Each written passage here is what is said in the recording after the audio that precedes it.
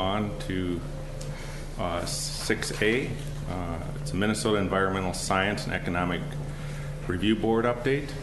Bob Stark, our Deputy Director of Utilities and member of MESERB, will give us an update. Thank you, Council President. Good evening, members of the Council, Mayor Dowse. MESERB had its annual meeting on June 8th, and what I'd like to do is just go over a few things and give you an update on the activities that MESERB's been involved with over the past year. Mayor Visey had indicated that I'm a member of MESERB. In reality, the City of Red Wing is a member. As a city, we joined MESERB, and I do have the opportunity to serve as an executive director to the board. MESERB, which is an acronym, stands for the Minnesota Environmental Sciences and Economic Review Board, serves as a technical advisory or the technical arm to the Coalition of Greater Minnesota Cities. Currently, there's about 50 members, all outstate communities ranging in size from very, very small towns to the largest is probably Rochester. Recent new members of Western Lake Superior Sanitary District in Duluth. Activities over the past year fall into like three general groups. The first is MESERB was active in several water quality standard rulemaking activities and played significant roles in the implementation of other water quality standards, particularly as it relates to the river eutrophication standards, and we've talked about that in the past, and I'll give a brief summary of that in just a little bit, and of the new chloride standard. Secondly, we've made significant efforts to engage with the U.S. EPA and with our state and federal legislatures on issues that are important to MESERB members.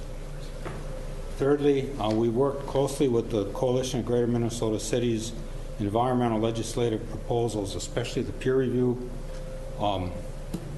legislation that was proposed in this session, and on the process improvements to wastewater permitting and impairment designations. The peer review changes was a legislation that would have required pollution control agencies to take additional efforts to solicit impact or solicit a technical review from people outside of their agency. That did not pass on, but that will be coming back in this year, I think. And process improvements to wastewater permitting and impairment designations was included in environmental legislation that has gone through and is expected to be signed here in the next little while. Some of the more specific topics that I mentioned, I'd like to just go through briefly. First one is the wild rice sulfate standard. Sulfite has been recognized as a contaminant that does impact wild rice beds. Predominantly, it's a mining issue, but it's kind of filtered down to wastewater treatment plants. MESERB has participated both on an advisory committee and has submitted comments 3 different times to the MPCA regarding this standard. As a result of these comments and others like it, MPCA has committed to perform additional review of data to make sure that we're proceeding in the right fashion. The thing to keep in mind with sulfite is that there's not a realistic way to treat it. Once it's there, it's going to pass right on through your wastewater plant into the environment. So the solution is to take care of it before it gets to the collection system, and that's kind of where the technical comments from MESERB push the MPCA. The rulemaking is ongoing and is currently scheduled to be formally commenced during the winter of 2017. However, at this time, there is legislative proposals that would require MPCA to postpone that to perform additional scientific analysis. Another topic that's received quite a bit of activity over the last several years is called the Tiered Aquatic Life Uses Water Quality Standard Process. This would bring in biological standards and biological monitoring into the standard process, which is this time is pretty much chemical and physical parameters. So you would be looking at impacts and try and bring that into the process for creating standards for wastewater treatment plants and other environmental discharges. Again, MESERB participated in the public hearings and provided public comments with that legislation or rulemaking process. And as a result, some of the things that were proposed were by the Pollution Control Agency. They're not quite sure how to push this either, so they're looking at ways to phase this in using a guidance document approach rather than a rule standard approach, and they've agreed to step back from that and go through the conventional standards approach. Another topic that's been pretty contested and going on is the Pollution Control Agency feels that they need to revise the chloride standard in order to be in compliance with the Clean Water Act. And the problem again with chloride is there's no way to treat it. Once it's in the water, it's there. The cities that have problems tend to be small cities or cities that are on small discharges and have hard water, because predominantly most of the sulfate or most of the chloride is coming from home water softeners. And so if that's the case you're in, it kind of pushes you to doing a lime softener, some public water softening process rather than home water softening. That's not something that can just be phased in immediately. So what the Pollution Control Agency has worked with putting together is a way to get a variance from that requirement for a permit cycle that would give time for them and for cities to figure out how to address that. And MESERB has played a critical role in that process. Another process that's been ongoing is the way that bodies of water are defined as being impaired and subject to TMDLs or further study. One of our primary concerns was that PCA was not using data from recent pollution reduction efforts in wastewater treatment plants. They kind of ignored, they took data that was 10 or 15 years old and used that to promote these standards, and what it does is it ignores the improvements that have been made in the last 10 to 15 years in coming up with how much reductions have to be made. And so we're working on that. Again, it's in a process. It was included in an environmental omnibus bill, and at this writing, Governor Dayton is expected to sign it. I mentioned before the river eutrophication standards that we've talked about several times in the past. The proposal that PCA was working was to define a river segment as being impaired using 4 different criteria.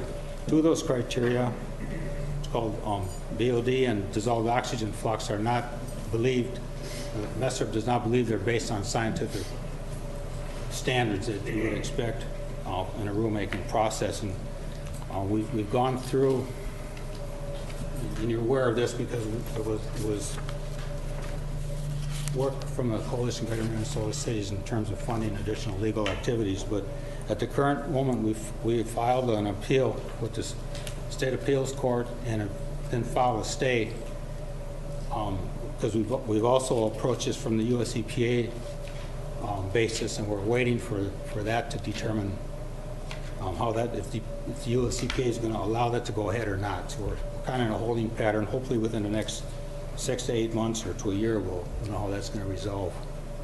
I don't want to go on and on here, but if you have any questions, I would encourage you, give me a call, and I'd be happy to talk with any of you about these activities. I know I've met with several of you in the past on this, and I'd like to thank you for allowing Red Wing to participate in this, because I think it's a good deal for the city. The last thing I'd like to highlight is some of this new standards, the cost that's involved in these. Coalition of Greater Minnesota Cities back in 2015 pushed for the PCA, or actually the Office of Management and Budget, or the state equivalent, to put together a cost of what wastewater treatment is going to meet the new standards, what it's going to cost on a statewide basis. They selected 15 communities ranging in size from very small communities up to probably Rochester is the largest one.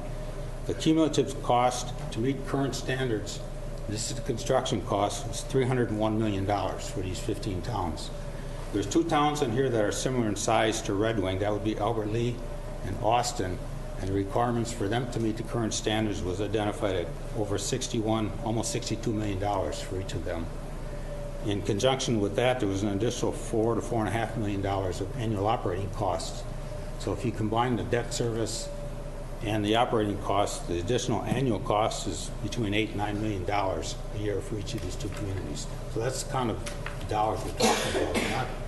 We're not there to say we don't want to do our share, but we want to make sure that if we do something, we're going to achieve a result that makes it worth that kind of expenditure. And again, I'd like to thank you for allowing the city to be a member and for allowing me to participate at the board level.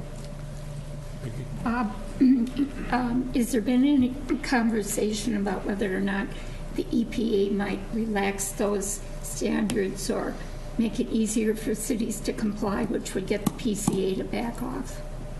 The Riverine standards are still in a holding pattern. You know, we submitted the documentation, but everything. I look at this stuff and they acknowledge they received it and they expect to act on it in the next lot of months. I don't know. It takes a while to get anything back through them.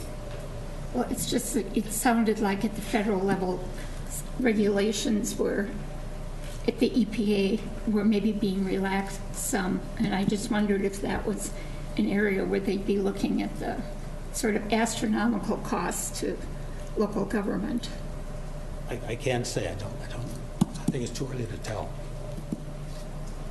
We could ask our congressman. Thank you very much. Thanks for staying on top of this, Bob. Thank you. Thanks, Bob.